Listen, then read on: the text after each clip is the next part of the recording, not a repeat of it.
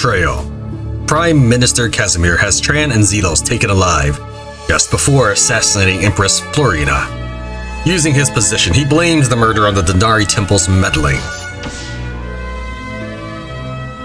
Unimpeded by a sitting head of state, and newly bolstered by the victory over Antares, Casimir strengthens his position as Prime Minister for all Viridia, but neither the throne nor the Empire's strongest noble houses are under his control. Before too long, the great dukes of the Empire, Terranor of the Duchy of Remorg, Lothair of the Duchy of Essanter, and Jaromir of the Duchy of Embor, all issue public rebukes of one another, claiming the Empress's murder was a political plot to attempt to gain control of the imperial throne. Florina's uncle, Terranor, sends his army to his forward base at Fort Eureka as a show of force. The fate of Tran and Zelos remain a mystery. However, fortunes turn in Tran's favor as an unlikely hero arrives just in time.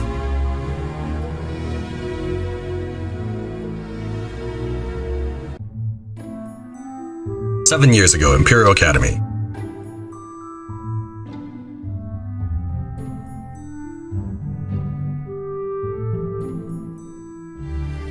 Don't you guys have anything better to do? Where'd you get that uniform? You been stealing it from the armory, street urchin? What should we do with the thief? Probably gonna go cry to the Master Sergeant again. I'm watching you, street urchin. If I had my way, kids like you'd be sent home. Yeah, go home. I hear the back alleys are comfy this time of year.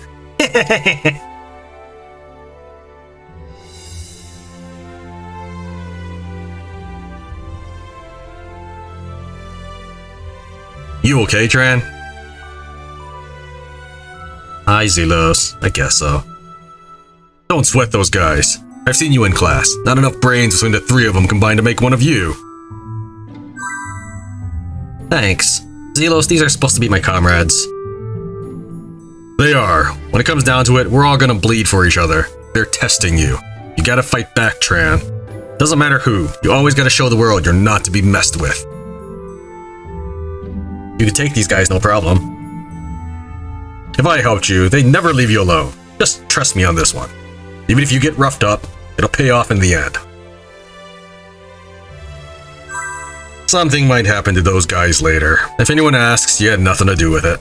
See you around, Tran.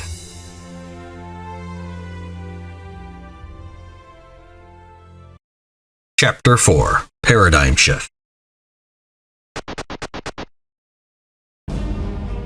It's times like these I ask myself what went wrong. How the likes of Stefan end up against these devil worshippers, running the risk of bringing harm to this beautiful face voluntarily. Ah well, these predators likely won't be saving themselves. These guards are no joke, but as a certified thief I can take these guys out with a stealth attack. If I'm the one attacking, I'll be able to hit the enemy squads from behind. No need to fuss with the heavily armored frontline guys.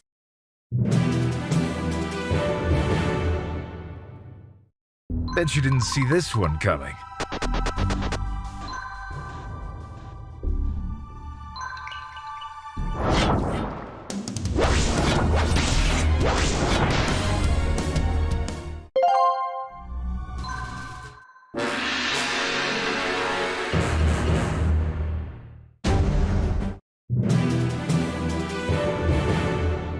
Let's take a look at our mission objectives.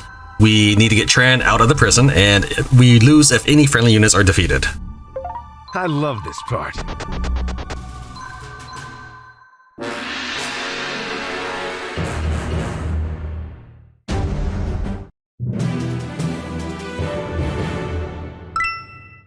Well, would you look at that? We got ourselves some treasure, right for the taking. Sure, it's not part of my mission, but as a certified thief, I would be doing a disservice to my kind to leave any treasures behind. It's my moral duty. All I gotta do is walk right on top of it, and what's inside the treasure is ours. In fact, anyone can grab it, not just me. Getting real thirsty here.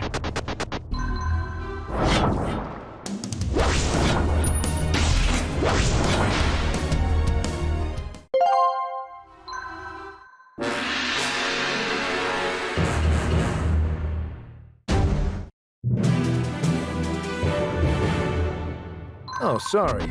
Did you need something? Someone up there likes you, friend. Let's get you out of those chains. What's going on? Name's Stefan. I'm working for the temple. Thank you, Stefan. I'm Tran. Can you swing a sword, Tran? Well, I hope so, because these cultists are hot on my trail. We'd best find our way out of here, friend. I think I saw the exit around the corner, just northwest of here. Ready.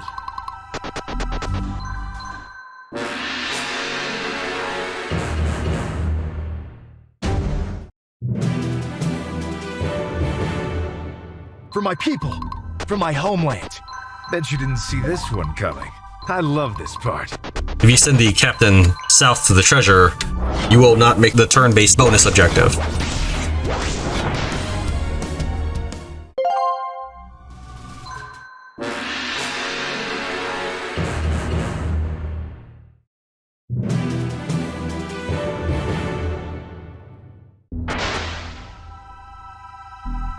Hell's bells. Guess my cover is blown. We gotta get moving, kid. They're bringing in reinforcements.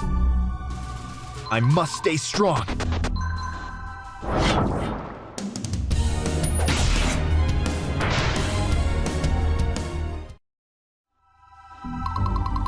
Getting real thirsty here.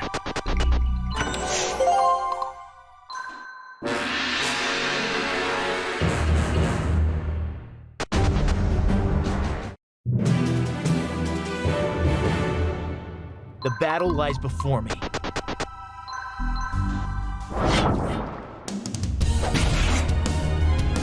This is my second try at this. The first try, I just got critted out of existence. There was nothing I could do about it except not get the treasure. Oh, sorry. Did you need something?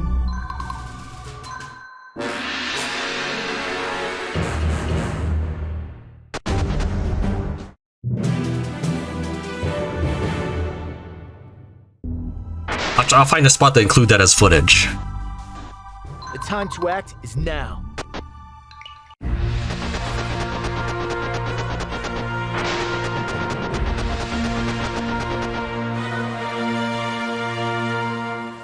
Whoa. Stefan, how do you plan on getting by the blonde with the giant hammer? Nah, that's Diana. Our ticket out of here. She's my partner in crime. Diana as in the leader of the Temple Paladins. Never thought I'd see her in the flesh. Why in the world would such a figure be here? Let's have a meeting of the minds later, Tran. If I were you, I'd just do what I do and let Diana deal with these guys while I nab the loot. Works like a charm every time. Bet you didn't see this one coming. Diana is not a controllable character at the moment. She's a level 11 exemplar with 200 strength. When you get control of her one turn later, she will have 70 strength and level 10.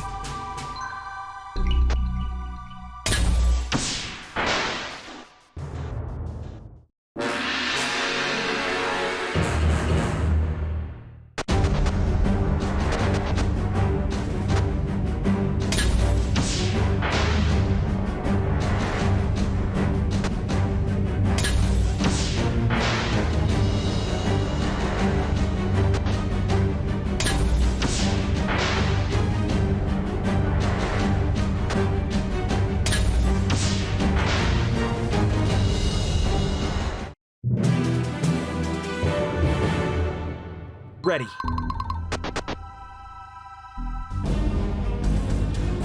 Are you one of the prisoners here? Yes, I was. This is fortunate. We did not expect this. You must come with me. Guess I'm in no position to argue. Where am I needed? I love this part.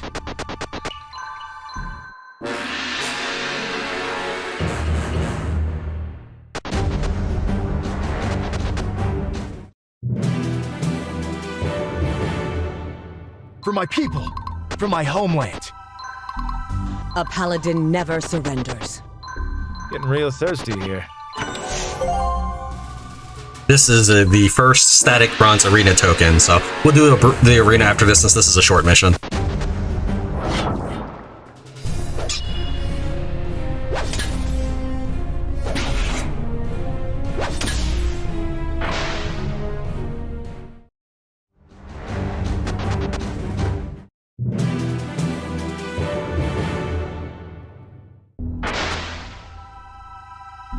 Oh, sorry. Did you need something?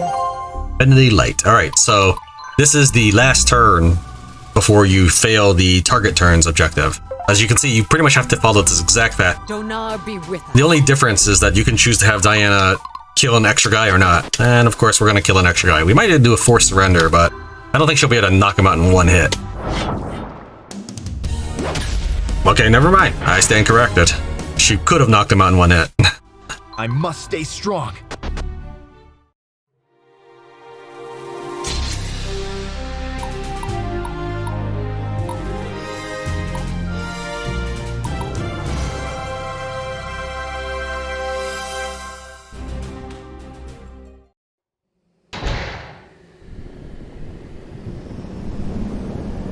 Granheim Abbey is just over those mountains. It is a Donari Temple outpost.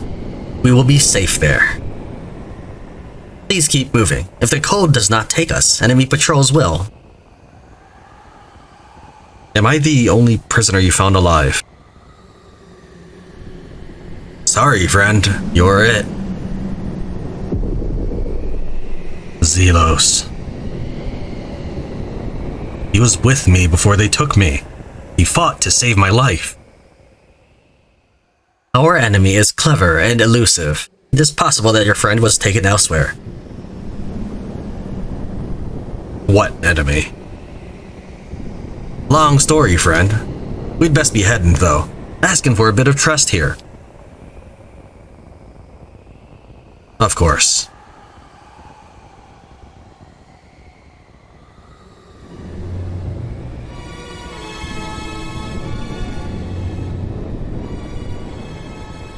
There are certain trends, and I assume that these are homage or references. So, for example, this little gemstone down here that fluctuates depending on how their personality or mood is, basically a mood ring.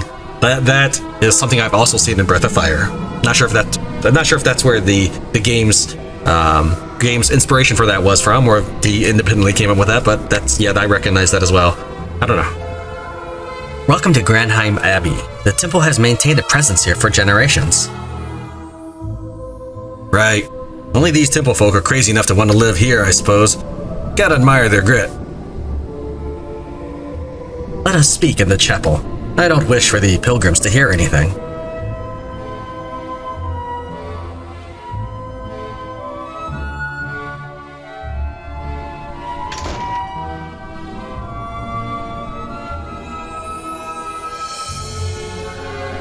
It is a miracle that we found you when we did, Tran. Who were my captors? The Followers of Zanatus. My mortal enemy, scourge to all the innocent people of our world. Zanatus. Yep, that one. Some call him the devil, the bringer of death, dark god, and what have you. Turns out he's got quite the following here among us mortals. A cult of sort. They might have taken you away, never to be seen again had we been just a tad slower. Have you heard of the battle between the dark god Zanatos and Donar? No. In a time long before living memory, the world was covered in despair. The dark god Zanatos was summoned into our world, and the human race endured unspeakable tyranny and hardship under his rule. Seeking to liberate their people, 5 warriors led by the legendary hero Donar rose up in rebellion. Donar became the symbol of hope, and for the first time, people believed that Zanatos could be defeated. They could be free. On the brink of defeat against overwhelming odds, the 5 heroes received the boon of the heavens. With this new power, they pushed back the demonic forces of Zanatos, and Donar plunged his blade into the heart of the dark god himself, sending him to the void. With the defeat of Zanatos followed the collapse of his empire. The human survivors, guided by faith, planted the seeds of civilization as we know it today and prospered for centuries.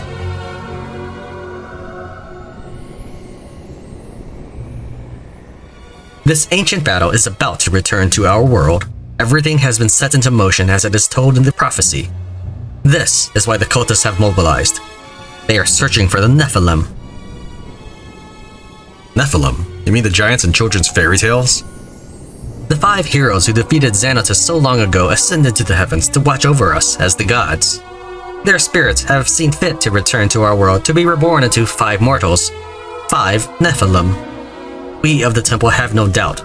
War is coming, and Zanatus is marshaling his forces against us. Come on, Diana. Are you gonna tell him, or do I have to? We did just witness you in battle. What, are you supposed to be one of these Nephilim or something?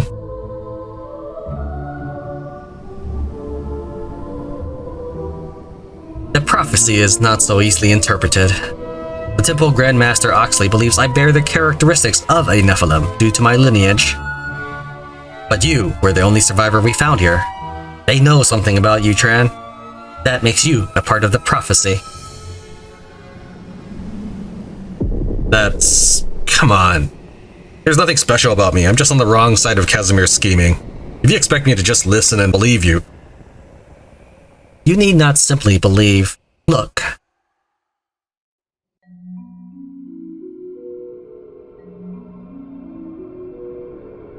This is a runic pattern designed to channel certain energies.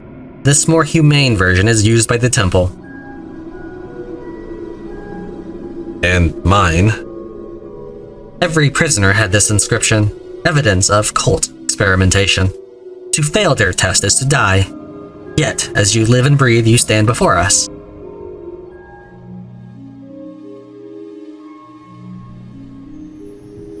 This can't be real. Pretty outlandish stuff, eh? I try not to question it. Makes things nice and easy. What exactly would you have me do? It is normal to resist your fate. I cannot force you to do anything. All I ask is that you put your trust in us and all the Donari Temple, your newest ally. You are now known to the Followers of Zanatus. They will be coming for you. I have a small army here in Granheim Abbey. If you would join us, we're planning to return home to our main temple at Lemelin. You've saved my life. I owe you the benefit of the doubt. But only as far as your home temple. Zelos could still be out there. He would be looking for me, so I can't just leave him behind. My friend, if you and I truly are Nephilim, I will never leave your side and no one will stand in our way. It is the fate of Nephilim to reunite as one. Us all may be lost. No friend of yours will go unsaved. No enemy of yours will go unpunished. Of this you have my word and my honor. Hard to argue with that. Come, I requested that a force of temple warriors be assembled for us. Let us meet them.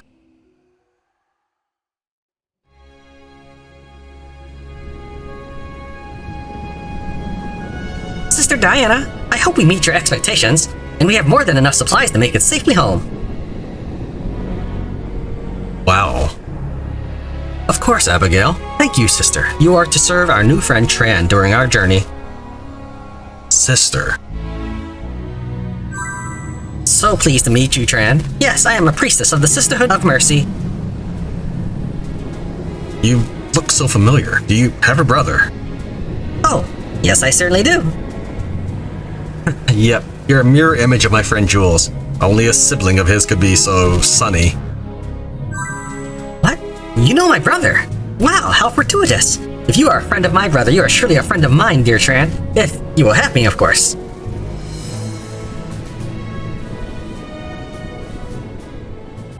Because the previous area was such a short mission, though there was quite a bit of exposition, we'll be covering the supports and tech tree and as well as the chapter intro in the next episode proper. For right now, we're kind of cutting ahead chronologically to do the arena. And we have a very good reason to do the arena right now. This dude costs 11,000. Now, I spent about 3,000 in mission 2 and 3,000 in mission 3. I'm gonna have about a little under 3,000 right now, so even if I didn't spend a single cent, I wouldn't have been able to afford him.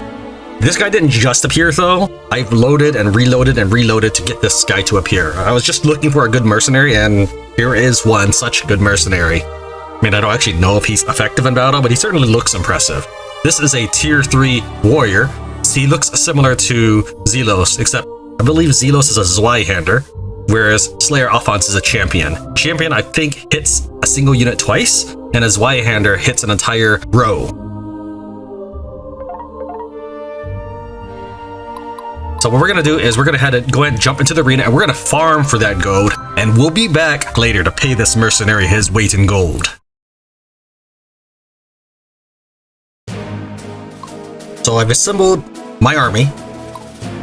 I have a deploy limit of 5, but we're not gonna deploy everybody right this moment, because the enemy will pretty much kick my teeth in. What we're gonna do is we're gonna be like the boss, and we're gonna hide inside our castle until everybody's dead.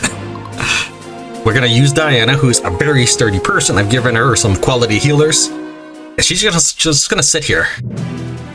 A paladin never surrenders.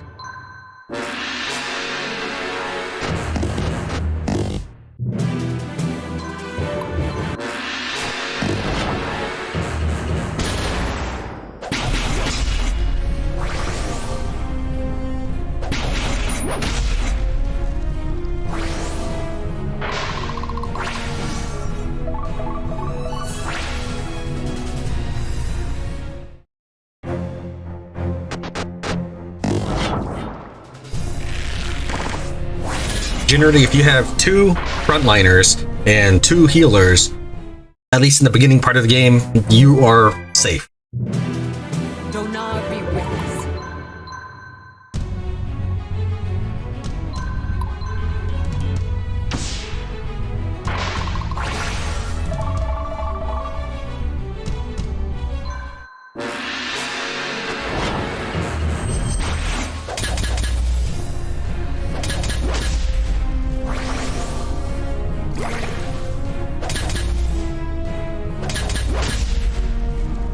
When your troops' morale is high, you are more likely to get free actions.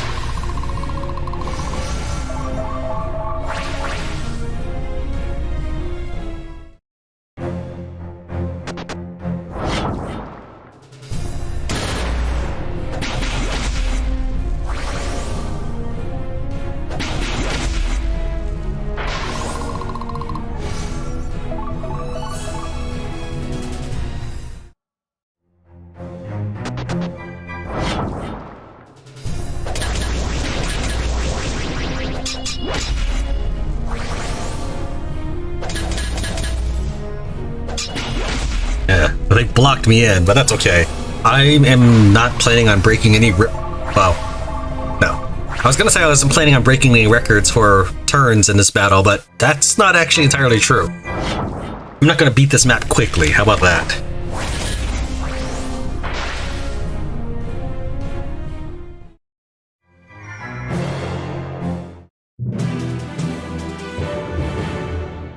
Repent before the righteous. Now, since you've already seen me farm gold in Chapter 3, I will be cutting out that portion. So once I assemble up in front of the boss, we'll skip ahead.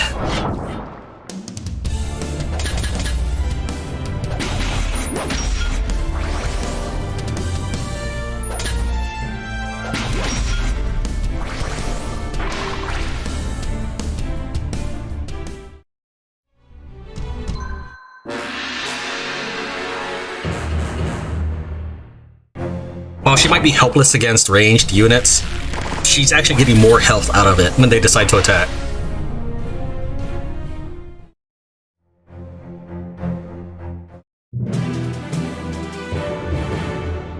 Where am I needed? Now that the enemy's out of my way, we can start pulling more people out of the base. This is not really a tactic that you need to do at any point, though this was something that you may have done in Ogre Battle.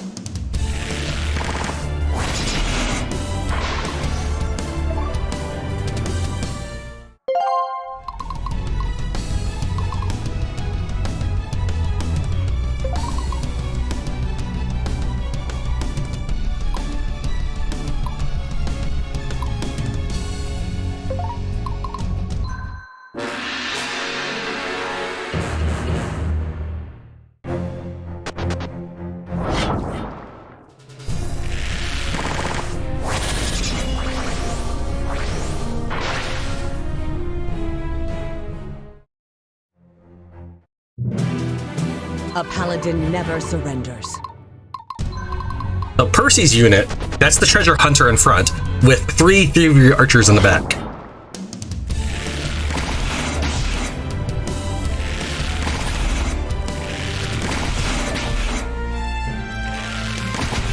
That was close.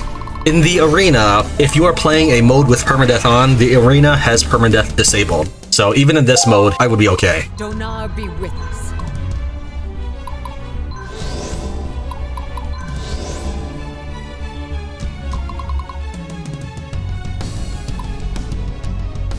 I'm not worried too much about deploying everybody right now because, again, I'm not trying to speed run this map.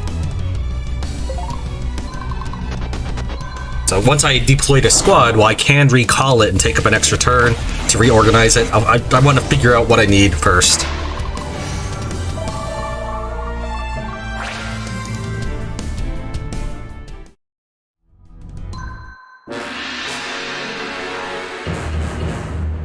So, for example, this arena boss has a team of medics with him.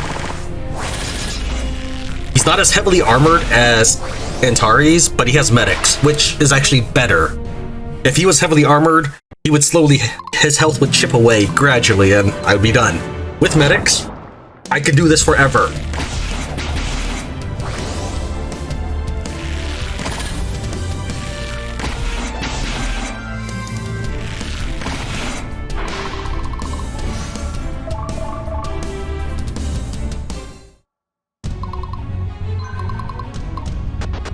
So I'm guessing that at the end of this episode, there might be some people disgusted with my playstyle, and there might be some people that were just strangely impressed. I don't know.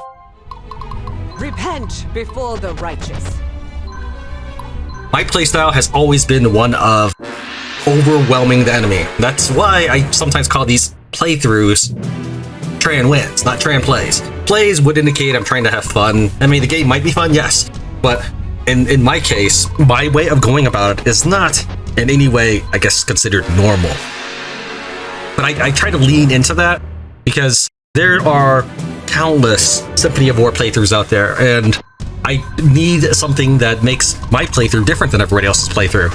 For example, in Chapter 4, where you're escaping from the prison, my playthrough of that is going to look like pretty much everyone else's who wants to complete all the bonus objectives.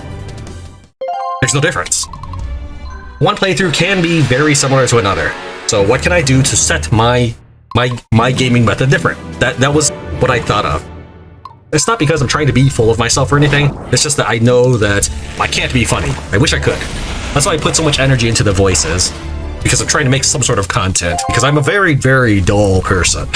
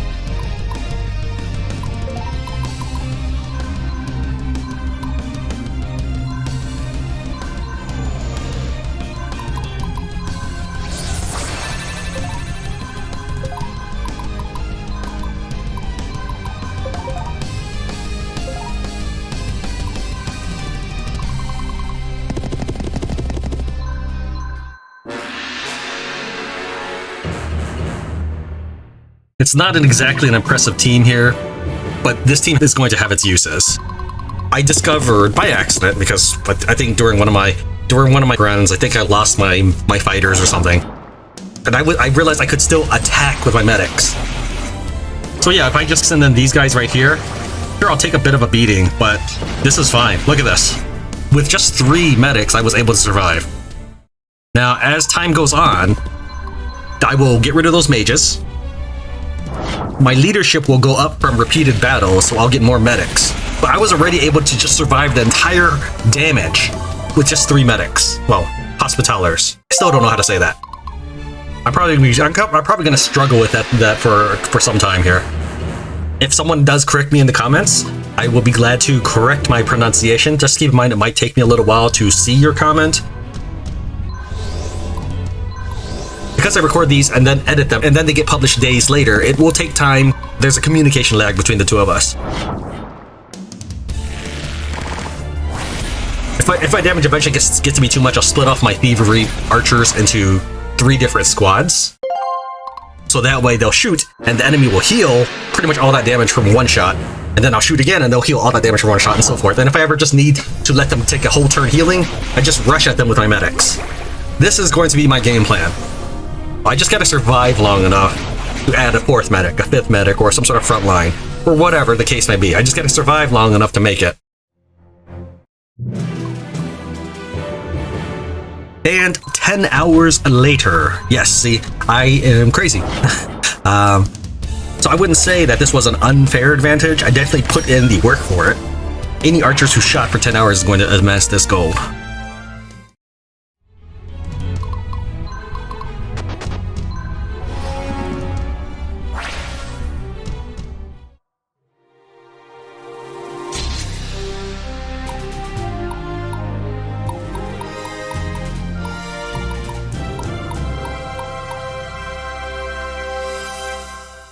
Lowest rank I've ever achieved, but 460 turns is quite something, isn't it?